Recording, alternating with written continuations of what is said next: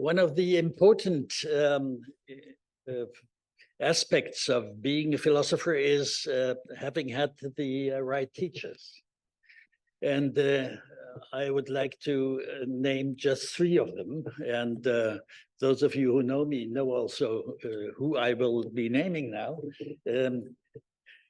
My Göttingen teacher, Günther Patzig, used to tell me, never start a lecture without an anecdote.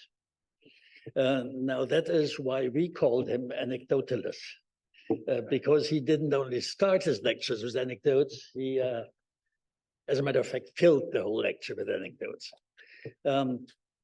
Now, the anecdotes I will be trying to tell you now are concerning two of my other teachers. One being, well, it's not really a teacher. It was more of a colleague and an elderly friend. It was Carl Friedrich von Weizsäcker. And Carl Friedrich von Weizsäcker, I remember as it was yesterday, said once when he gave a lecture, he said, you know, I wrote an article about half a year ago, which didn't get the attention it deserves. So I will read it to you today again. I will not read an article to you again because I did it the other way around. I wrote an article and an article on artificial intelligence hypermyth, which eventually maybe will be published also in the proceedings of the Mercator lectures. This will be published after my lecture. And then the second is, of course, how could it be somebody else? Hans-Georg Gadamer. Hans-Georg Gadamer deeply impressed everyone, including myself, by bringing a big manuscript and then putting it away, saying, looking at this kind of audience, I don't want to read. I would like to talk to you. And then he would grab a little piece of paper, like I do now, and that was all he had. And I was witnessing him giving one of his lectures. I gave the Woodward lecture at Yale, and he gave another lecture at Yale, and I was, you know, in his audience. And so he was gesticulating, and the piece of paper fell down. And one of the eager Yaleys ran and picked it up and looked at it from the one side, obviously confused from the other side. It was empty on both sides. And then he was giving it back to Gadamer, and Gadamer said, keep it, I don't need it. Well, looking at my piece of paper, slip of paper, I have had some notes on it, so I'll keep it myself because I need it. Okay, so much for anecdotes. Now, I'm very grateful for having been invited to this wonderful institute, which is almost as beautiful as this place. It even has a better view than this place because it confronts and looks right to the Rhine River, and the Rhine River keeps flowing like time. Well, some of the colleagues I sent the picture said, well, that was not very clever of your host to invite you and give you an office with that view. You will probably never work there. And that's what's happening. I'm sitting there and just watching the Rhine and watching the time pass by. That's a philosophical, contemplative activity. And thank you for that too. Okay, now let's come to business. I will not tell you what's depicted in this on this chart because, well, it might be working if I know how to work it. Because I will do that at the end, because I hope that some of the things depicted in this chart will be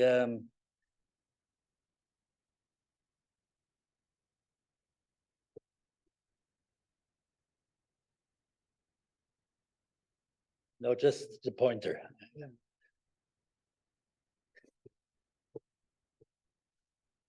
Okay, well, that's maybe another anecdote which I should tell you that most of my teachers said, never use PowerPoint.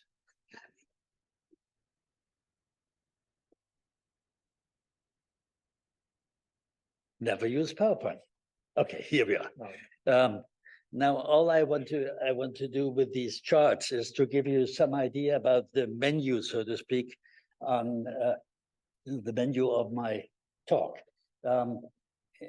For those of you who are in a hurry and will be leaving early, I will not only give you the menu, I will also give you the result. Because philosophers usually ask questions and don't give answers. I'm an exception. I'm asking a question and give an answer. The question is, artificial intelligence, hype or myth? Then, the professional philosophers would, of course, start interpreting the or. Is it exclusive or not? Is it an and or? I won't do that. I give you the answer. The answer is it's both. And I would like to spend the next 45 minutes, roughly, by showing you why it's both. And I will do that in order to give you an idea of the difference between hypes and myths by, first of all, give you a definition of hypes. We are, of course, post-Wittgensteinians, so we know never start with a definition. I won't start with a definition. I will show you a definition, which is something completely different. And then I will give you some examples. The similarity of families, as Wittgenstein would call it, including first of hypes and then of myths. And then I would like to focus on the main part of my talk, the origin of the artificial intelligence myth. And the answer to the question, as I said, is it's both. It's hypes and myths. A little bit more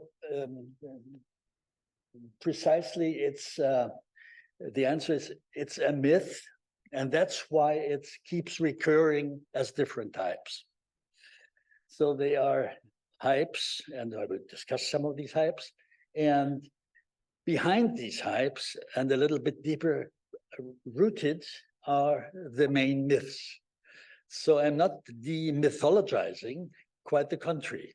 I'm trying to give you mythological analysis of artificial intelligence. And then, if time allows, I will show some of the other myths connected with the artificial intelligence myth, the singularity and the posthumanism myth. And if time will run out early, then of course I will also be able to end it after the third part, because you know the result already.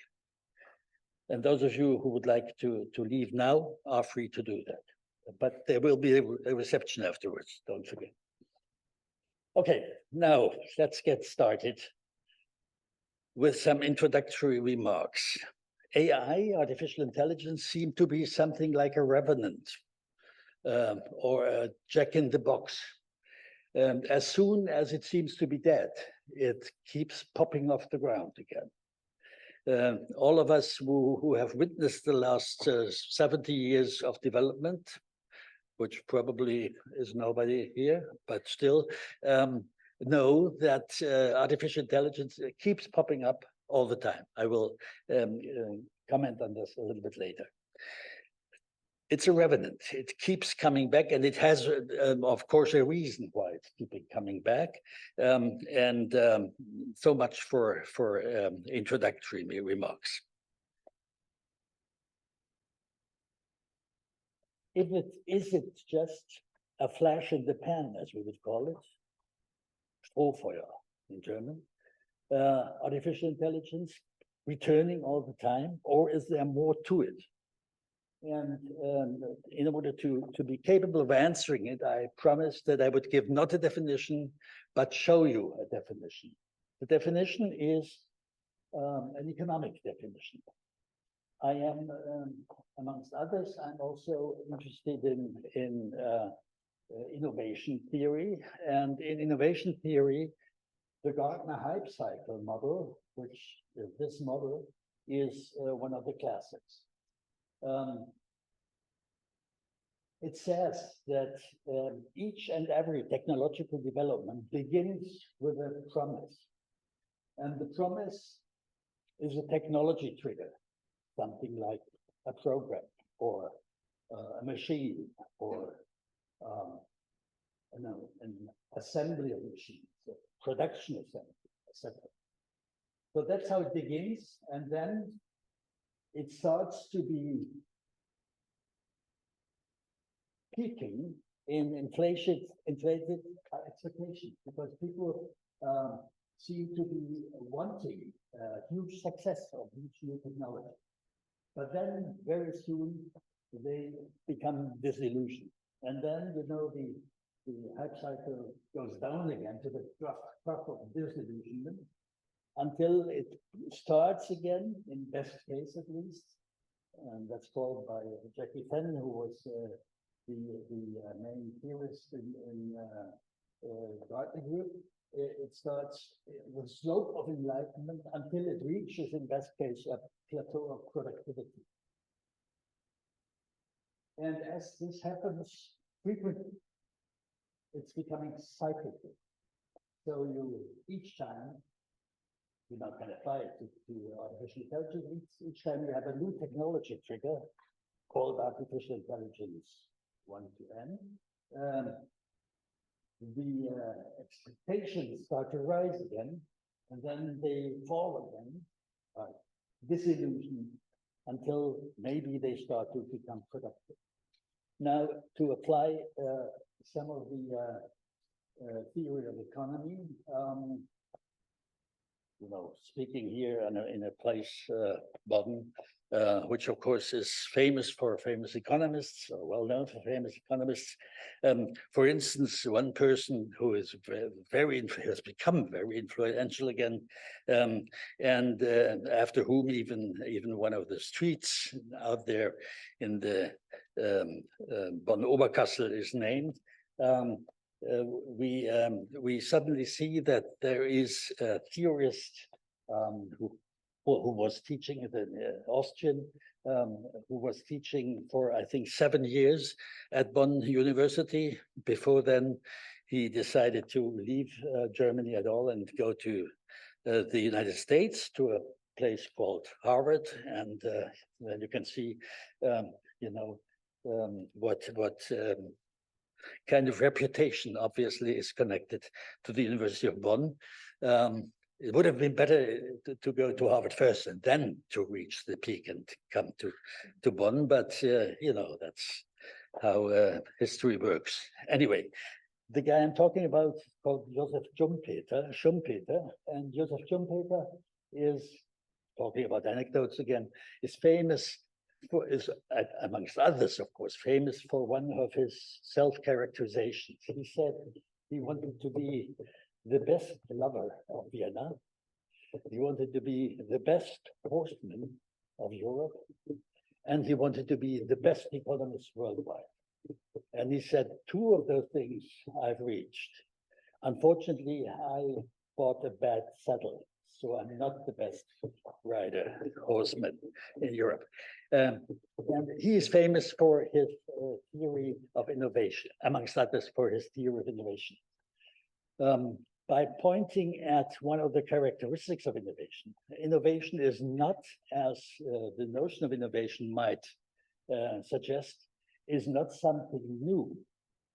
It might be something which is known since decades, but which is reorganized. The important part is that it is successful in the market. So unless a new idea, a new organization of old ideas, a new way of production isn't successful in the market, it's not an innovation. And we will now see, after a few minutes, why artificial intelligence really is an innovation, because it is successful not just in the market, but in just different markets. And I would like to illustrate this by reminding you that there was a previous chancellor who isn't the epitome of a philosopher, but one of his statements has become very famous. He was talking about the grace of the late birth, the grace of late birth, die Gnade der späten Geburt. I would like to talk about the great grace of early birth. Those of us who have been born in the 40s have witnessed a series of types of AI hypes, and that's why we are less susceptible for believing all of it. I just want to focus on the Eliza and the Watson hype before then focusing on the most important hype of the last 2 years, the ChatGPT hype. The Eliza hype is very important. An American philosopher, economist, mathematician, information theorist, those days it wasn't called like that, Joseph Weizenbaum. He developed the program, he wrote the program Eliza, which was an interactive chat an early chat program, an interactive program, which was in natural language, so that everybody could indeed engage in conversation with it, and which was designed after the speech therapy or the interactive therapy of Rogers. And it was taking an interaction between a psychotherapist and a patient. And it became so successful, and that was in the 60s, 1966, did Joseph Weizenbaum publish it. It was so successful that Weizenbaum turned from Solus into Paulus by saying, that's devil's thing I have written here, I have produced. Let's keep our fingers away from it, because people mistake it for real interaction, personal interaction. Now we will see at the end of my talk that faking real interaction is one of the secrets of artificial intelligence. So he was pointing his finger at the exact right spot in the artificial intelligence debate, maybe drawing the wrong conclusions afterwards, but at least he was very early, very encouraging in criticism of chatbots. The Watson hype is different, but it's also, I mean, it's nothing special. It's like, you know, all these chess game hypes. You might remember Kasparov losing in chess against Deep Blue. You might then also, talking about anecdotes, remember that there are philosophers, or have been philosophers, claiming that there are things computers cannot do. Computer Bert Dreyfus, for instance, unfortunately died 2 years ago.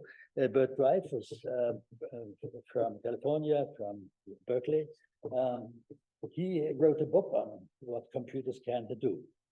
And then he made a big mistake. He said, computers will never be able to play chess on a high level of performance. Then he played a computer program which was not as far advanced as Deep Blue, and he lost. And then in newspapers, there were these headlines saying, computers can't play chess, says Dreyfus. The second line, neither can Dreyfus. And that is not just an anecdote, because it points at exactly the point you were making, that if we look at cognitive science and at programs within cognitive science, we always have to look at the interaction between human beings and the program. The program itself is nothing, and the human being himself or herself is something, but not the same as the program and the human being together. Now, the ChatGPT hype is interesting, I think, especially because it is, you know, some kind of successor program to the ELIZA program. It's an interactive program, as we know, and it is capable of writing interesting texts without making too many mistakes. And it is an enormous economic success. Enormous. Just to let me give you some figures. It's a product of a company which was originally a research lab called OpenAI. It was started at least as an open access program. And then there was a second company founded, which looked more at the economic side. And this OpenAI startup was started, has now roughly 800 people working for it. It was financed by Microsoft in the late 90s by $1 billion. In the early 2000s by $10 billion.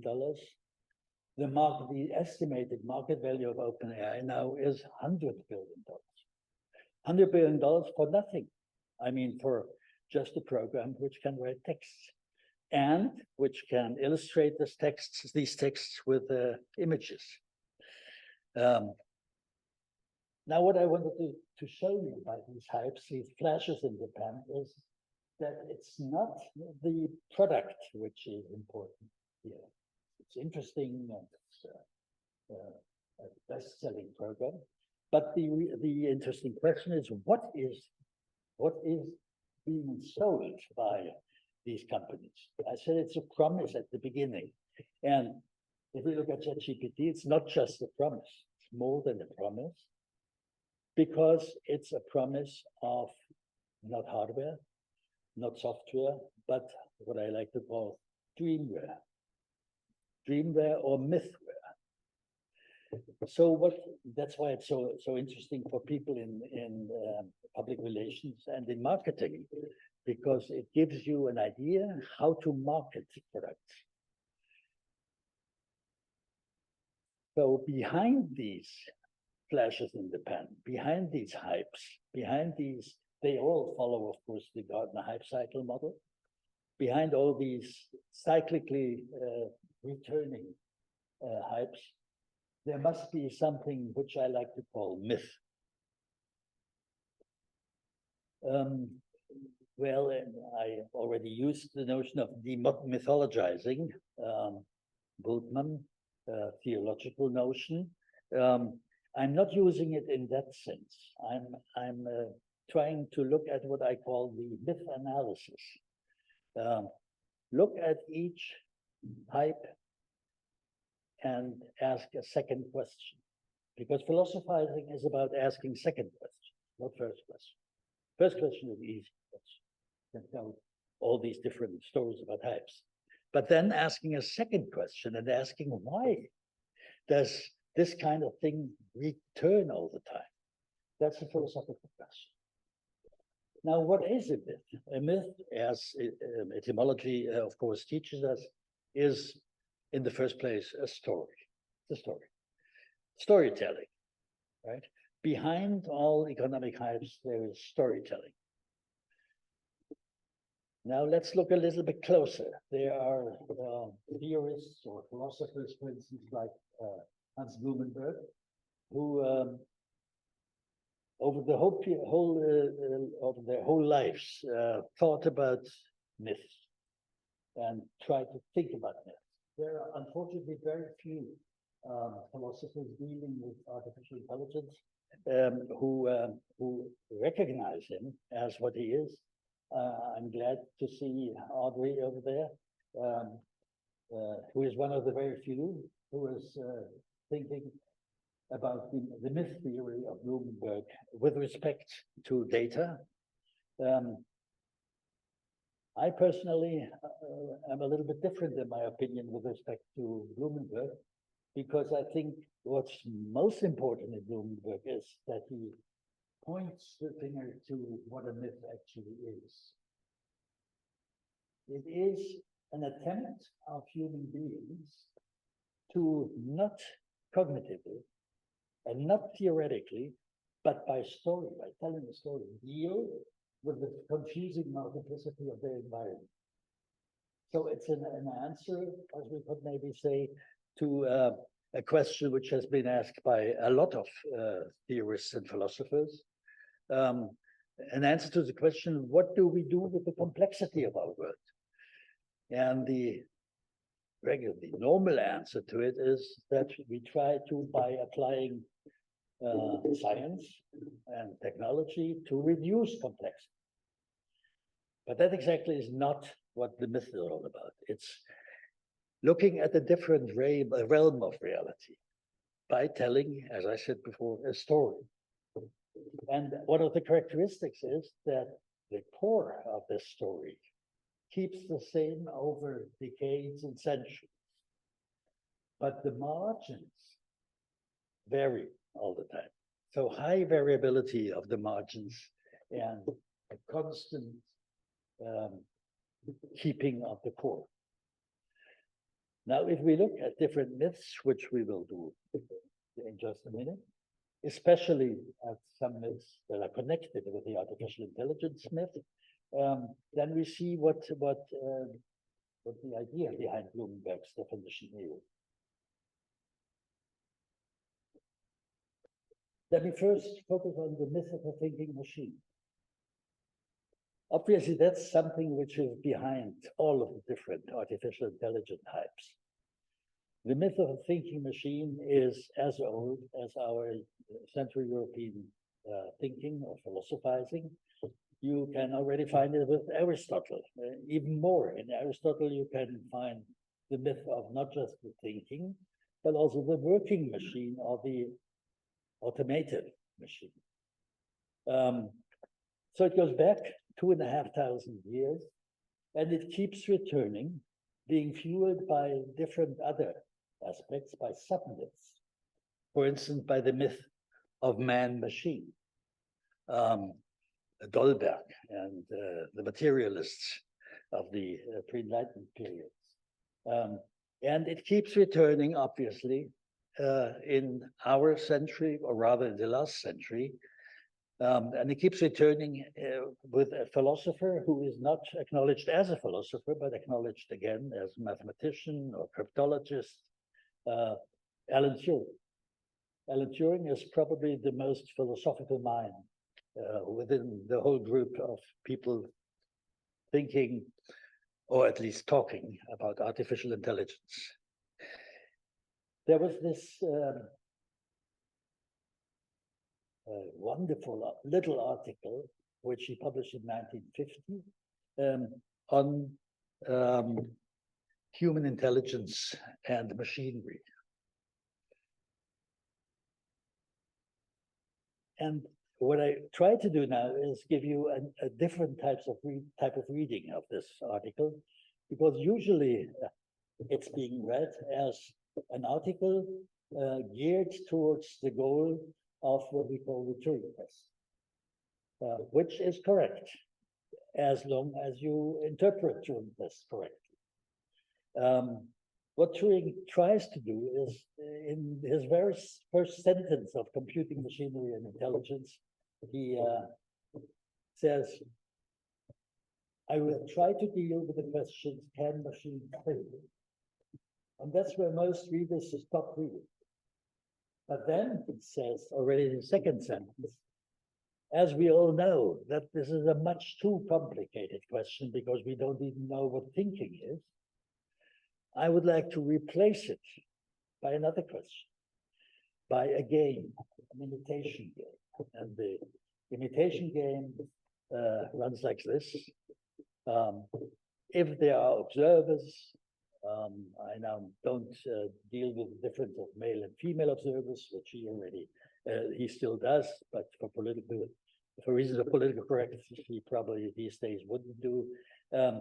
Anyway, they are observers, and as long as the observers, those days it was still a language-driven, language input, language output, as long as the observer cannot distinguish the answer to the questions he or she is asking, whether they are given by a human being or a machine, then we could say it's equivalent equivalent. It's not identical. It's equivalent with thinking with the positive answer, whether machines can think.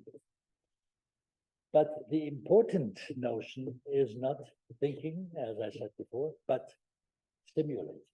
That's why he calls this game imitation game.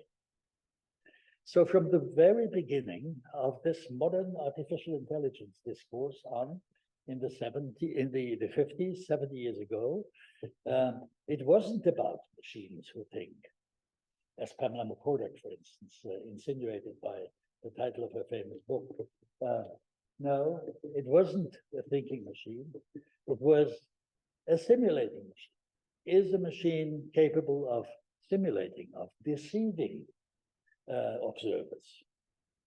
And then it's an interesting computing machine question. Okay, keep that in mind. Then I would like to just briefly talk about another myth, which is very strongly kind of supporting the myth of artificial intelligence. It's the myth of digital natives. In the early 90s already coined by people who are not philosophers, but came from business. This myth is a story, as all myths, and it says that the development of the digital has to be told in the story at the development of a new generation, a generation of people who are, as other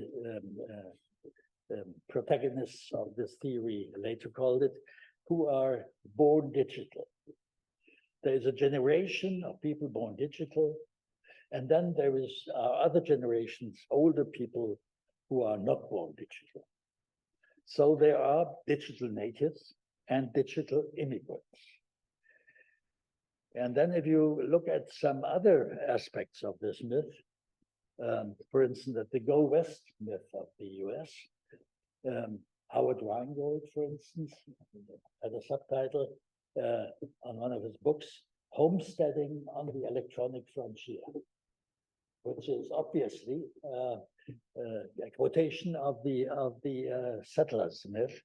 And this myth now has a very interesting inversion, because if you think a little bit about it, then you see that the digital immigrants are the settlers and not the natives, right? Because they immigrate. So the digital natives must, if you apply this old myth, must be the people who are from birth on already digital, which they are. So on the other hand, it's an inversion of the classical myth, but still playing the game of using the terminology of the game of the digital native and digital immigrant. Okay, now after having given you some idea about what the underlying myths could be, we should then look at the main myth, the origin of the artificial intelligence myth. And we would like to do that by, first of all, look at the Dartmouth conspiracy, and then look at, Dartmouth conspiracy. I call it Dartmouth conspiracy. Usually it's called the Dartmouth conference. That is the birthplace of the notion of artificial intelligence. And this birthplace is called a conspiracy because, in my interpretation, I saw that John McCarthy, one of the 4 people applying for the research project, applying at the Rockefeller Foundation, John McCarthy admitted to have coined the term artificial intelligence for one reason only, namely to exclude Norbert Wiener from the group. This was a group of young wilds, the one new on the block, right? Of young wild intellectuals who wanted to escape from the overwhelming omnipresence of Norbert Wiener with his cybernetics theory. They said we have to look for a different notion. We have to look for something else. And then, that's the negative interpretation, they decided to take another notion. But the question is, why then artificial intelligence and not, let's say, automation theory or something? And the answer is very complicated indeed, because intelligence in English has a double meaning. And on the one hand, it's like in German, it's what cognitive psychology is dealing with, human intelligence. On the other hand, it's nothing but collecting and processing of data. As you can easily see, if you look at, for instance, the CIA, the Central Intelligence Agency, it's not an agency of intelligent people. There might be some intelligent people there, but it's an agency which is processing and collecting data. So the Dartmouth conspirators could easily have said, well, let's look at something which is just collecting and processing of data. But nobody would have been interested to say, so what the, anyway, we are not interested in collecting data. That's what's done all the time. That's why the Dartmouth conspirators, knowing that and knowing what Alan Turing already had developed in his famous article, they willingly and with open eyes accepted the ambiguity of this notion, because they knew that they could sell their product better if they call it artificial intelligence, because everybody thinks, well, that's the thinking machine thing again, right? And now these days, we are finally capable of having artificial intelligence machine. They took recourse to one of the most powerful instruments that human thinking and speaking and writing is capable of, the capability of using metaphors, analogies, and telling stories. So again, what I said at the beginning, what they are selling, and they are selling it, as I said, quite successfully and huge success, is a promise of dreamland. It's going back to one of the very deeply rooted, and in my written text, I have a passage dealing with Carl Gustav Jung. It's an archetypal thing. It's something which has a mythical ring to it. And this mythical ring is which is so wonderful to sell to people. So I said, if the time is still there, I would have talked about the origins of the singularity myth. I would have talked about the origin of the post-humanism myth. I will not do that because we're running out of time. No, do we still have time? Okay, so I will. Yeah, yes, you're right. Nobody is falling asleep. That's true. What happened? Something went wrong. Closer to the mic. Oh, I thought it was, I thought it was a sign for shut up.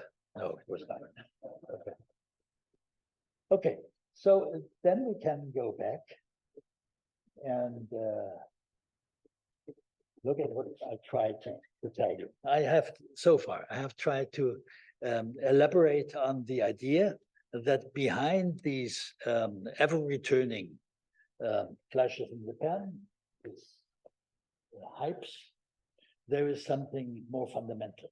There is the fundamental story which is behind it, and this story is the story of the thinking machine.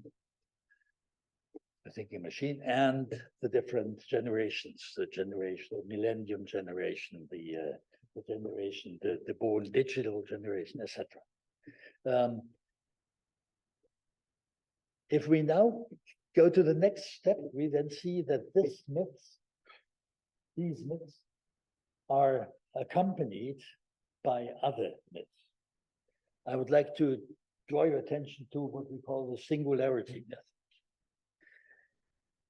Now, if it's true that, as the story goes, that at some time, we will have programs or machines and programs running on these machines, which are capable of thinking. In brackets, we now know that that was never the idea, that the idea was always to build machines and write programs who are capable of imitating thinking. Then, of course, the idea is very close at hand that there must be a point in time where these machines are capable of thinking, in brackets, simulating thinking, as well as the human beings themselves do, right? Even worse, the singularity myth is starting from the idea that there is a certain point in time where these programs and the machines running these programs are by far surpassing what human intelligence is capable of doing. Which, on the other hand, if you know a little bit about machine theory, isn't surprising, because each machine, each and every machine, if it's not broken from the start, is being designed to surpass something humans are doing. Because if you ever try to hammer a nail with your bare fist into the wall, then you will know why you need a hammer. And then you can see that works with all different machines. But the idea is not surpassing the human capacity in one respect only, but surpassing it in each and every aspect. That's the idea of singularity. Behind this, again, is something which is well known. It's the so-called eschatology. It's the idea of certain means and ends, and the ends are important for what the means are applied for. It's, of course, in scripture, it's the so-called last things. It's in Mark. We can read Mark 1:15. We can read the end of the world is near. And everyone who is a little bit familiar with the literature on artificial intelligence, and especially on the singularity myth, of course knows that there is a decisive book which says singularity is near, which is using the phrasing of the Bible in order to insinuate or in order to sell the idea that we are reaching a point in time where not the second coming of Christ, as it would be in eschatological notions, but the capacity of the programs and the machines to by far surpass the human thinking capacity and the human sensing capacity and the human emotional capacity is by far surpassed. That will be then the end of history, so to speak. The eschatology is an undercurrent of this myth, and the eschatology accompanies it. The same thing, of course, is true, would be true if we would read the Imitation Game in the traditional way of reading it. But the Imitation Game is not eschatological. It doesn't tell us that the end is near. It doesn't tell us that we will, at one point in time, reach a situation where we by far surpass human intelligence. Why? Because this would presuppose that we first of all would reach a point where we reach human capacity. And that would be the Turing test, right? If we would have a situation in which an observer would not be able to distinguish between what a human mind and the machine is producing. But that, as I said before, for logical reasons is impossible, because if we would have a situation where a machine and the programs running on it would by far surpass our own cognitive capacity, we wouldn't even know it. We couldn't even realize it because it would surpass everything. And one of the naming fathers of the singularity myth, Werner Winch, he exactly said that. If we should reach a situation of singularity, this would be the end of all possibility of human beings to predict anything, because it was by far surpassed our capacity to predict anything. But still, he insisted in something which is logically incoherent, but interesting, because it shows that it's not theory in the traditional sense, it's myth. He said, well, like Ray Kurzweil, the other main proponent like this, also said, he even goes as far to telling us a date. Singularity will be reached, and Werner Winch is very audacious and say between 1930 and 1945. Whereas others are a little bit more cautious. They are talking about 20, 50, 20, 30, 20, 15. So they are predicting the singularity for a time which is really near. Ray Kurzweil in that respect was correct. It's near, but unfortunately, we will probably live and then realize it's already 2045 and it's not there already. So it's logically incoherent and inconsistent, the argument for singularity, if you combine it with a prediction self-contradictory. And we can see that because, as I said before, with the non-standard interpretation of the indication game, we can see that we don't even have a definition of when the situation is reached that a machine or a program running on a machine is producing equal cognitive performance as human beings. Now, one of my conclusions is that we probably would have to look into something which we, from our own philosophical background in Europe, hate to look at. We'll probably look at deception. Deception, and there is Friedrich Nietzsche as someone who we should look at. Deception, he would probably say, in an extramoral sense. Usually we connect deception with immoral behavior. Someone who deceives is an immoral person. And I will, in a minute, try to look a little bit at the source of this idea, which is Descartes, of course. But still, that's in the back of our heads. It's deeply engraved that deception is something immoral. Now, if we see that deception in this sense, in this Turing sense, is something completely different. It's the indistinguishability between cognitive behavior of humans and cognitive behavior of machines, programs running on machines. Then we see that deception has another dimension, which is not moral loaded. It's not something immoral to deceive. No, it's in actual fact the goal of AI systems to deceive people. Mundus vult decipi. The world wants to be deceived. We want to be deceived.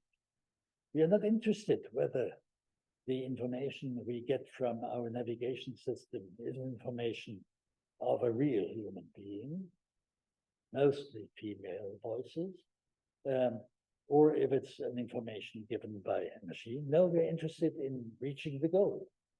And the reaching the goal means that the content of the information is interesting and not the question whether it's given by humans or not by humans. So deception in an extramoral sense is probably one of the most important areas of research in the next decades. And then we have accompanying this singularity myth, another myth, which is quite popular these days. It's the post-humanism myth. And that's nothing but an application of evolutionary thinking to what I have said so far.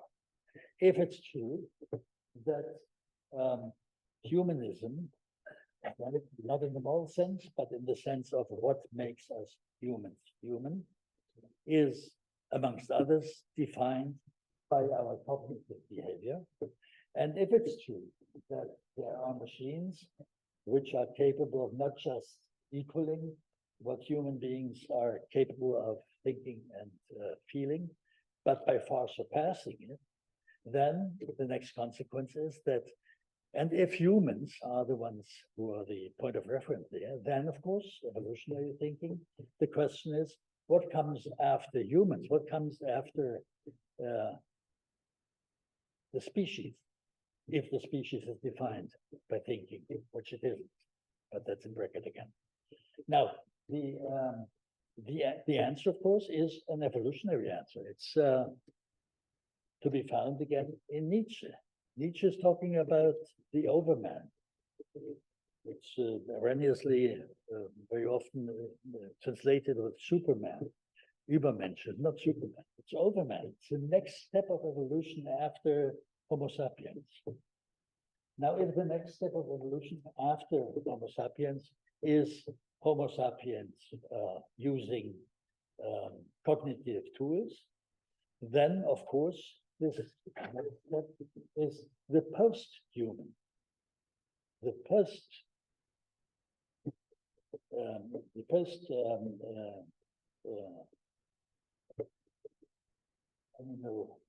the thinking post-animal thinking animal stuff. So to better understand that, we might very briefly look at two core notions. The one core notion, which is or has already been used quite a bit, the notion of digital and the notion of analogy or analogous thinking. If human beings are characterized as intrinsically analogous beings, nobody of us human beings is capable of reading barcodes in the supermarket. We need a machine to do that. And then the machine gives us something we can read. It says bananas and it says how many euros you have to pay for it. If that's the case, then human beings as analogous beings have to think about how they interact with the increasingly digital environment.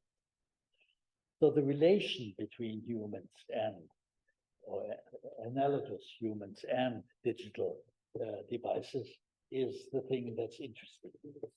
And that means that we probably have to look at human beings as those who constantly transform digital information into analogous information. We call that interpretation. That's what humans do. They interpret all the time.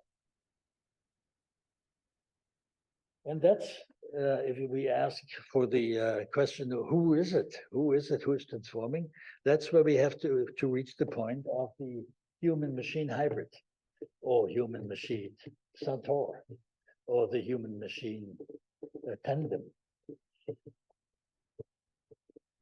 We analogously defined human beings of the present time using what our analogous mind has produced, namely digital technology, are hybrids. We are human-machine hybrids. And as human-machine hybrids, of course, we rely on the information given us by the machine information. We completely rely on it. but we don't really know what that is. Therefore, what we are approaching actually is a period of time where there is a, I call it a renaissance of the phenomenological description. What we need is a phenomenology of human-machine hybrids. Oh, I'm sorry. Anyway. Oh, I see. I thought there was punishment of Zeus. Returning afterwards to the frontispiece of what I'm talking about. So should I repeat that? Yes, because if you haven't acoustically understood it, maybe it's just an acoustic problem. Now, what I'm saying is what is lacking is a concise description of human-machine interaction as an interaction between an analogous thinking subject, we, and a digitally designed machinery. So this interaction, which I call the hybrid interaction, is what is needed in philosophizing. It's a renaissance, as I said, of phenomenology, because we interact all the time with digital devices, but I don't know very many pieces of description where phenomenologically described interactions are to be found.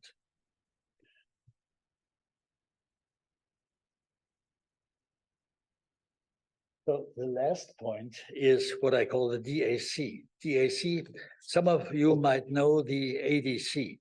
The ADC function is a function in different machineries which translate analogous information into digital information. We know that, of course, from the now already out-fashioned digital devices where we can play music. But even if we do that in other technical ways, it's still transformation of analogous into digital. If you look, for instance, at the development from the old what is it called, the 78 shellac, I don't know, anyway, shellac Schallplatten, yeah, I know, but yes, and to the new digital transportation of acoustical information, then to the next step, to what we have now when we have our different digital musical entertainment devices, then we see that is a constant transformation of ADCs into DACs. We are even contesting the idea that music which is digitally recorded is as good or as authentic as information which is analogously recorded. So human beings are in the position of constantly, as I said before, transforming digital information into analogous information. And that's the truth of posthumanism. There is something to it, to posthumanism. It's a situation which is not characterized by the overman who herself or himself will be capable of transforming everything into his own environment, but it is a situation in which human beings are conscious about that. They know that they are transformers of the digital into the analog. And we do that all the time. That's why we need, as I said before, a phenomenology of the digital era. Now, to conclude, I would like to, now I may conclude, okay? To conclude, I would like to give you just 3 or 4 messages, take-home messages, so to speak. On the one hand, the economic take-home message. We have seen in our case study that mythical narrative structures are of immense economic power. They are capable of selling dreamwear to everyone. That's the economic message. That's why we probably need a philosophy of the economic aspect of the whole artificial intelligence discourse. And then philosophically, we can see that there is something to post-humanism. Not that there is a new species evolving. That's not true. But humans are self-defining, defining themselves as analogous beings using digital technologies. And this is post-humanism. And we further on probably need a situation in where we can include the cultural differences. My example there would be what we call leapfrogging. To use information, of course, seems to be something which is deeply rooted in, the fabric of humanity. But humans do it in very different ways, in different cultures. My example always was the landline telephone. The landline telephone in the whole continent of Africa was leapfrogged. It didn't exist because there was no landline. So they immediately came to use handies. So they are a handy culture without a landline, missing link in between. So what we have to look at is cultural differences in our description and analysis of the DAC character of humanity or human beings in the post-human era. And if you then look at the very notion of post-human, the same thing applies as with the notion of the singularity. There is something to it, but not what the protagonists of these movements claim to be to it. There is something to it, namely that we have to think different, but it's still we who are thinking different. And it's not that we ourselves are not there anymore. Friedrich Nietzsche has used a metaphor, like all good philosophers are using metaphors, by talking about human beings as ropes. Human beings are rope dancer on a rope between animal and overman. So we are on the development, that's true, but still us who are on the development. Friedrich Nietzsche even asks, what have you done to actually reach the goal of the overman? You haven't done anything, so you better start doing it. Now, if we, from this point, have a second look at our grand disputes. As all of you, of course, know, it shows Deianira, who was the then bride and later on wife of Hercules, and Nessus, a centaur, a hybrid creature, half man or human, half horse. The story or the myth goes as follows. When Hercules and Deianira wanted to cross a river, which was very swollen, very heavy current, he himself, as being the strongest man alive, of course, could swim over that river, but his then fiancée couldn't. So he accepted the offer of Nessus of the Centaur, to take her to the other shore. But when he was reaching the other shore, taking his bow and arrow with him, he suddenly saw that Nessus tried to abduct his future wife. So he shot Nessus with an arrow. With an arrow, he himself had poisoned with the poison of Hydra. And Nessus, in dying, said, "I will not die unavenged," and told the Deianira a story while dying. And he said, if ever Heracles should waver in his love to you, then you should give him my tunic, which is soaked into my blood. And if you do that, afterwards, he will, of course, love you again. And when the moment in time arrived that Heracles actually had another love affair, she sent him the tunic soaked with the blood of Nessus, the so-called Nessus tunic, or Nessus shirt, Nessus hemp. And as you all know, even Heracles, the strongest of all men, in brackets, he wasn't a man, he was a hybrid.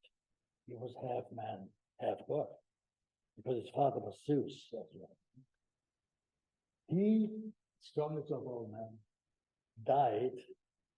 He screamed because his Nessus tunic was burning in flames. He screamed and died, and afterwards, as you all know, he burned himself, actually. He built a pile of wood and stepped on the pile of wood and burned himself. And Zeus then said, in a pre-Christian metaphor again, he said, what's human in you might burn, but what's God in you will live forever. And therefore, Heracles, at least his soul, is living forever, and his body is burning to ashes. Now, you might draw comparisons with artificial intelligence, but I wouldn't like to do that because you have to do something for yourself in this evening. Now, thank you so much. Before ending, I would like to show you the same picture in other colors by looking at another event. We will have a seminar with the students next Monday, same time, 4:15, in the seminar facilities of the International Center of Philosophy in the Poppelsdorfer Allee. And there we will discuss the deception topic, the digital rehabilitation of deception, by talking about what I call the anti-Cartesian experiment. What are we doing in philosophy? We are trying to find a way of thinking, avoiding the traps and mistakes of Descartes. And that will happen in exactly 1 week in the seminar room of the International Center of Philosophy. Thank you so much.